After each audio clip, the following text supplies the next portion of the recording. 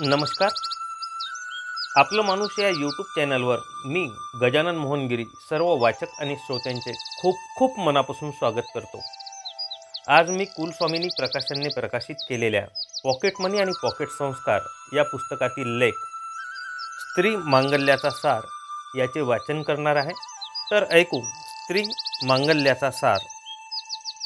एक काळ होता जेव्हा दिवसाची सुरुवात उठा उठा हो सकळिक, वाचेस मरावा गजमुख, रिद्धी सिद्धीचा नायक, सुखदायक भक्तांशी, अशा एखाद्या भूपाळीने होत असे. बऱ्याच घरांतून भूपाळी आरती यांचे स्वर कानी पडत असत. मंगलमय दिवसाचे स्वागत देखील भावपूर्ण मनाने मंगलमय कर्माने होत असे. सूर्यनारायण त्याच्या सप्त घोड्यांच्या रथात आरूढ होऊन जीवसृष्टीला जागृत करण्यासाठी येत असताना त्याचे स्वागत मानवजातीने निद्रिस्त अवस्थेत का म्हणून करावे? बऱ्याच गावांचे रस्ते गोमातेच्या शेणाने शिंपलेले असत. घरे सारवून स्वच्छ केलेली असत.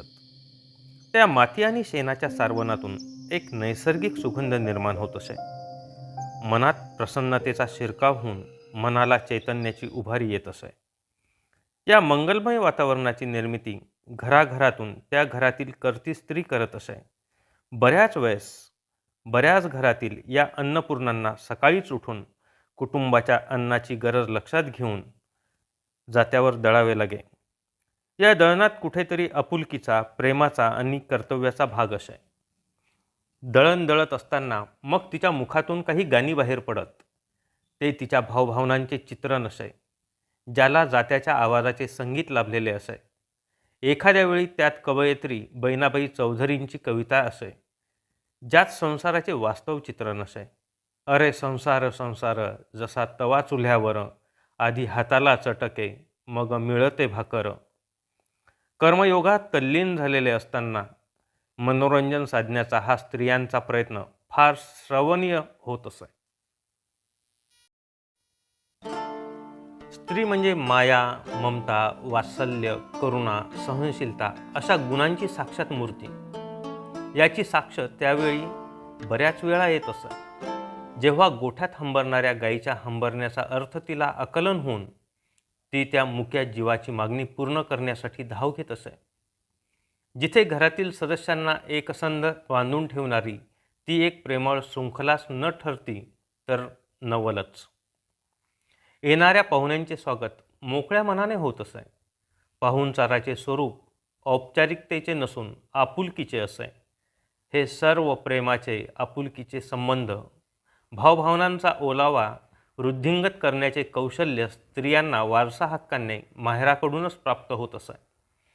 कर्म, कौशल्य, संस्काराचे चालते बोलते विद्यापीठ म्हणजे स्त्री. म्हणूनच मानवाच्या पहिल्या गुरुचा मान मातेला देण्यात आला असून स्वामी तिन्ही जगाचा, आई विना भिकारी अशा शब्दात मातेची कळत न कळत स्त्रीची महती सांगण्यात आलेली आहे. लहान बालकांना बोलायला शिकविणारा पहिला गुरु जर कुणी असेल तर ती त्याची माता. हे बोल सत्य असावेत याकडेही ती लक्ष द्यायची. घरातील आजी आजोबा या बालमनावर वेगवेगळ्या गोष्टींच्या माध्यमातून संस्कार करायचे. कळत न कळत घरातील वृद्ध सासू सासरे स्त्रियांना आधार वाटायचे.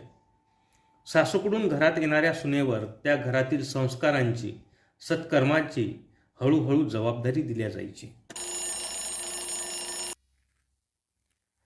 दिवसाची सुरुवात जशी भूपाळीच्या सुरांनी किंवा जात्याच्या मधुर आवाजाने होत असे, तसेच सायंकाळी सूर्याला निरोप देऊन आमंत्रित करण्याचा काळ देखील तसाच धार्मिक वातावरणात साजरा होत असे.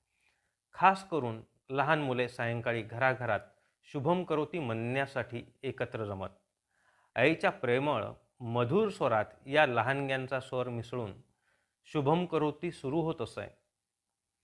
प्रार्थनेनं मन शांत, चित्त स्थिर होते, हे त्या घरातील स्त्री कृतीतून बालमनावर बिंबवत असे. रात्री लहानग्यांना अंगाई गीत गाऊन झोपी घातल्या जात असे, ज्यातील शब्दांचा अर्थ जरी त्यावेळेस त्याला कळला नाही तरी त्या आवाजातील गोडवा त्या देवरूपाला त्याच्या स्वप्ननगरीत घेऊन जाण्यास समर्थ ठरत असे. खगोलशास्त्र, वनस्पती आणि प्राणी जगत स्त्रीच्या अंगाईत एकत्र अतिशय गुण्यागोविंदाने गुंफल्या जात असत. निंबोनीच्या झाडामागे चंद्र झोपला ग बाई, आज माझ्या पाडसाला झोप काग येत नाही. या चंद्र खगोलशास्त्राशी संबंधित, निंबोनी वनस्पती, तर पाडस हे प्राणीजगताशी संबंधित, या सर्वांना एकत्रित आणण्याची महती स्त्रियांच्या प्रेमळ आपुलकीत आहे हे जाणवते. आज आधुनिकतेच्या युगात कळत नकळत मानवी जीवन यंत्रांनी व्यापून टाकले, तसेच नैसर्गिक दिनचर्येमध्ये देखील बदल झालेला आपणास पाहावयास मिळतो. रात्र ही झोपण्यासाठी विश्रांतीसाठी असते, तर दिवस कर्म करण्यासाठी असतो. हे सांगावे लागण्या इतपत मानवी दिनचर्या बदल समाजात पाहावयास मिळतो. आधुनिक धकाधकीच्या जीवनाने आपल्या भौतिक, सामाजिक, धार्मिक अशा सर्वच पातळीवर बदल घडवून आणले असता स्त्रियांचे जीवन आणि दिनचर्येतील झालेला बदल आपण बऱ्याच प्रमाणात पाहू शकतो.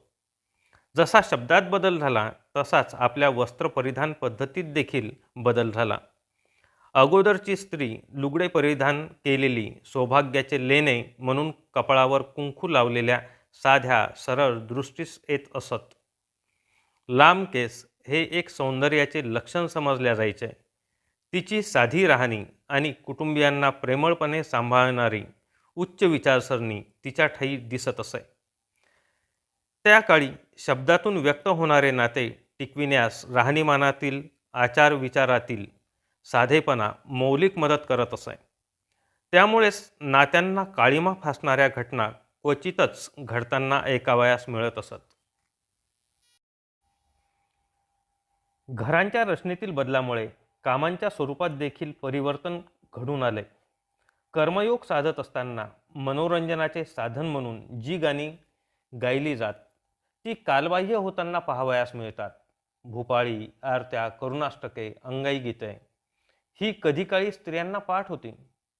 ही सवय ध्वनिफितीच्या वापराने लयास जात असल्याचे जाणवते. परंतु बालगीते किंवा अंगाई गीते लहान बालकांना ध्वनिफितीच्या माध्यमातून कितीही ऐकविली तरी मातेच्या ममतेचा गोडवा त्या ध्वनिफितीतील गोड आवाजाला कसा येऊ शकेल? ईश्वराचा गुणगौरव करत असताना प्रामुख्याने आपण दयाळू, मायाळू, करुणेचा सागर असे गुण विशद करतो. हेच गुण त्याने मुक्त हस्ताने मानवाच्या जन्मदात्रीमध्ये मानवाला संस्कारित करण्यासाठी बहाल केले आहेत. ते गुण लोप होता कामा नये, अन्यथा गोठ्यातील गायीच्या हंबरण्याची भाषा कोण समजेल? आज स्त्री काही प्रमाणात बदलली हे जाणवायला लागले आणि आजच्या धकाधकीच्या जीवनात आर्थिक गरजांची पूर्तता करण्यासाठी ते आवश्यकही आहे. परंतु या बदलात माता म्हणून तिच्यात बदल होता कामा नये. आईने सांगितलेल्या गोष्टी बालकांना संस्कारित करतात.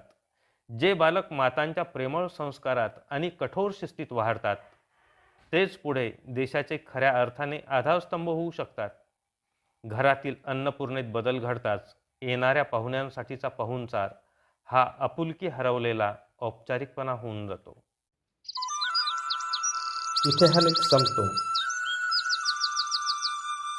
लेख आवडल्यास लेखाला लाईक आणि चॅनलला सबस्क्राईब करायला विसरू नका, ही नम्र विनंती. त्याचबरोबर हा लेख तुम्ही आपल्या जवळच्या मित्रमंडळी आणि नातेवाईकांना पाठवू शकता. नक्कीच हा लेख शेअर करा. धन्यवाद.